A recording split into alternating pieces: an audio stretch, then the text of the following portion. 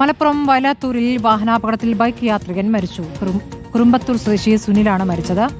Mubasheer P Akbar വിവരങ്ങളുമായി. മുബഷീർ, എപ്പോഴാണ് ഈ അപകടമുണ്ടായത്? എന്താണ് വിവരങ്ങൾ?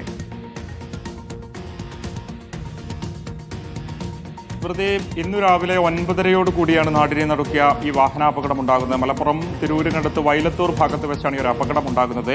വയലത്തൂർ സാധാരണഗതിയിൽ വലിയ ഗതാഗത കുരുക്ക് അനുഭവപ്പെടുന്ന ഒരു മേഖലയാണ്. ആ ഒരു മേഖലയിലൂടെ പോവുകയായിരുന്ന ബസ്, അതായത് വളാഞ്ചേരി മേഖലയിൽ നിന്നും തിരൂർ ഭാഗത്തേക്ക് പോവുകയായിരുന്ന ഒരു സ്വകാര്യ ബസ്സിലിടിച്ചുകൊണ്ടാണ് മോട്ടോർ സൈക്കിളിൽ സഞ്ചരിച്ചിരുന്ന യുവാവ് മരിച്ചിരിക്കുന്നത്.